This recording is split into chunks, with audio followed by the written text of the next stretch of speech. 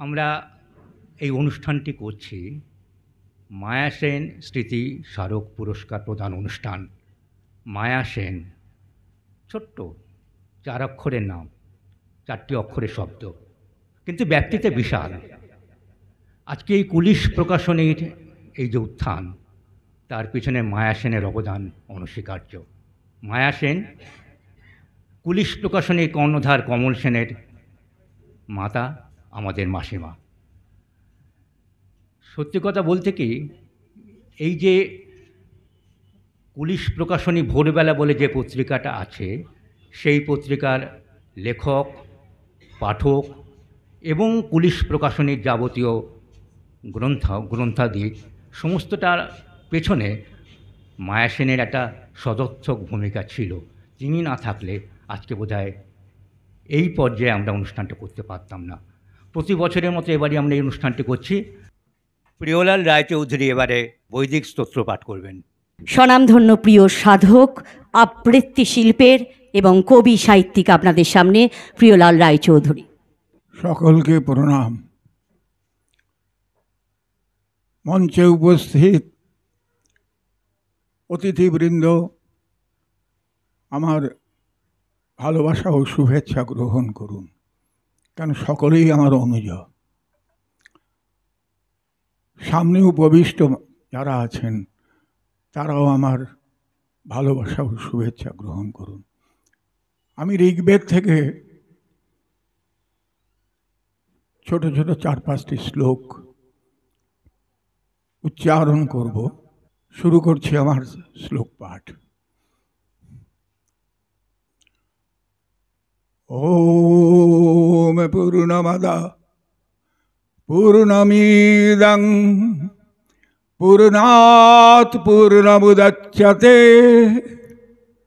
পূর্ণস্য পূর্ণমাদায় পূর্ণমেবাবশিষ্যতে। ওম সংগচ্ছদ্ধং সংবদদ্ধং সংবো মনাংসি জানতাম দেবাভাগং যথা পূর্বে সঞ্জনানা উপাসতে।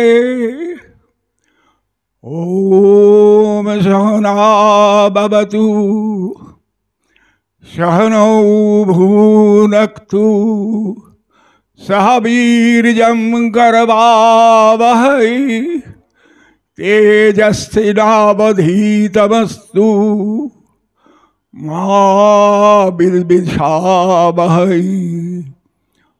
ওম শান্তি ওম শান্তি ওম শান্তি।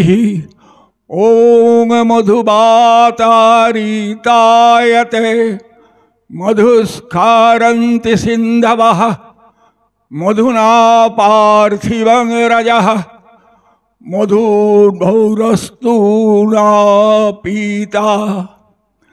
ওম মধু ওম মধু ওম মধু। এই সন্ধ্যায় এই যে স্তোত্রগুলো পাঠ করলাম, তার ছোট্ট একটা জিস্ট আপনাদের বলে দিই। আমরা যারা পৃথিবীতে আসি, ওই পূর্ণ ব্রহ্মর কাছ থেকে আসি। সে কে বিজ্ঞানও আজ পর্যন্ত আবিষ্কার করতে পারেনি। বিজ্ঞান ব্ল্যাক হোলের সামনে গিয়ে দাঁড়িয়ে পড়েছে। আমরা যেখান থেকে আসছি সেখানেই বিলুপ্ত হয়ে যাই। পূর্ণ ব্রহ্মই একমাত্র সত্য। তাই মানুষকে কারো সাথে কারো বিবাদ বিসম্বাদ না করে ঐক্যবদ্ধ হয়ে থাকার জন্যে ঋষিরা উপদেশ দিয়েছেন। তারা বলেছেন, সবাই ঐক্যবদ্ধ না থাকলে হে মনুষ্যকুল, তোমরা কিন্তু পৃথিবীতে বাস করতে পারবে না। মধুময় হবে না পৃথিবী। মধুময় হবার জন্য তোমাদের সবাইকে ঐক্যের মধ্য দিয়ে এগোতে হবে। আজ যার স্মরণে আমরা এখানে এসেছি, এসে শুনলাম তার নাম মায়া সেন। তার সম্বন্ধে আমি কিছুই জানি না, কিন্তু যতটুকু বুঝতে পারলাম যে একটি পত্রিকাকে জননী যেমন সন্তানকে রক্ষা করে, তেমনভাবে একটি পত্রিকাকে নিয়মিত পরিচর্যা করে গৃহকর্ম সম্পন্ন করে একজন গৃহবধূ যে দৃষ্টান্ত স্থাপন করেছেন তার কাছে আমি অবনত। আমি স্বীকার করি, এইসব মেয়েরা, এইসব নারীরা, তারা এত বড়, তাদের পরিমাপ কখনো হয়নি।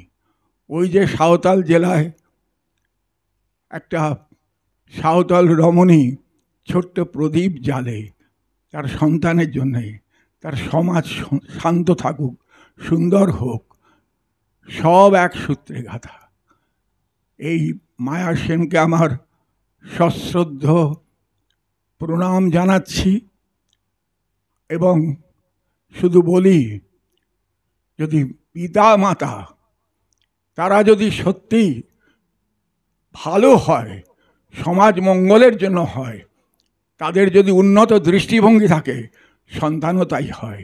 প্রমাণ, ভগবতী দেবীর পুত্রই কিন্তু ঈশ্বরচন্দ্র বিদ্যাসাগর হয়, ভুবনেশ্বরী দেবীর পুত্রই কিন্তু নেতাজি সুভাষচন্দ্র বসু হয়। এইগুলোকে মনে রেখে মায়া সেনকে আবার প্রণাম জানিয়ে তার সুযোগ্য পুত্র কমল সেন আমাকে যে এই মঞ্চে স্তোত্র পাঠের জন্য আহ্বান করেছে, তার জন্য তাকে আশীর্বাদ জানিয়ে আমার বৈদিক স্তোত্র পাঠের কাজ এখানেই সমাপ্ত করছি। ধন্যবাদ। মায়া সেন স্মৃতি সাহিত্য পুরস্কার প্রদান অনুষ্ঠানে অংশগ্রহণ করতে পেরে আমি ধন্য, কৃতজ্ঞ। অলোকবাবুকে আমার কৃতজ্ঞতা জানাই। আপনারা যে সবাই এসেছেন, সমবেত হয়েছেন, এটা খুব ভালো একটা চিহ্ন।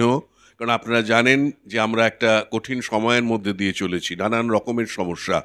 এই সমস্যার মধ্যেও যে সংস্কৃতি বিরাজমান, এটাই সবচাইতে বড় কথা। আমরা যারা সংস্কৃতির উপাসক, সাহিত্যের উপাসক, চলচ্চিত্র, নাটক পছন্দ করি, আমরা এই ধরনের অনুষ্ঠান আরও চাই। এবং আমি শেষ করার আগে, যেহেতু বিখ্যাত বাচিক শিল্পী আমাদের সঙ্গে আছেন, একটি ছোট্ট কবিতা দিয়ে শেষ করব। এটি প্রিয়ালাল বাবুর প্রতি উৎসর্গীকৃত কবিতা, বয়স্ক বৃক্ষের প্রতি। বয়স্ক বৃক্ষের প্রতি আমার কোনো ক্ষোভ নেই, কেননা সে মাটি জুড়ে মেলে গেছে মূলের পেখম, মায়াময় ময়ূরেরই মতন। নিঃশ্বাসে খুলে গেছে বাতাসের জট, শরীরে বয়স এলো বৃক্ষ তোবার। এখনো কি অনুভবে পিছুটান পাও? এখনো কি যেতে চাও আদিম উৎস মুখে? সুখী মানুষেরা যায় মোহনারি দিকে। বস্তুত সুখী মানুষদের প্রতিও আমার কোনো ক্ষোভ নেই, কেননা তারা জীবন ছেঁকে সুখ খুঁটে নিতে জানে, মৌমাছি কিংবা পিঁপড়েরই মতন। আর আমরা যারা যন্ত্রণায় আছি, জ্যোৎস্নায় কিংবা নদী পার্শ্বে আছি, শ্মশানে কিংবা সুরাগারে আছি, শব্দ ছন্দ চিন্তায় দূরবীন দূরে দাঁড়িয়ে অসুখে নই, অন্য সুখে আছি। পৃথিবীর তাবৎ আলো বাতাসের সামিল হয়েও বেঁচে আছি বয়স্ক বৃক্ষেরই মতন। ধন্যবাদ। অসাধারণ কবিতা, দারুণ লেখা, সবাইকে ধন্যবাদ জানাচ্ছি।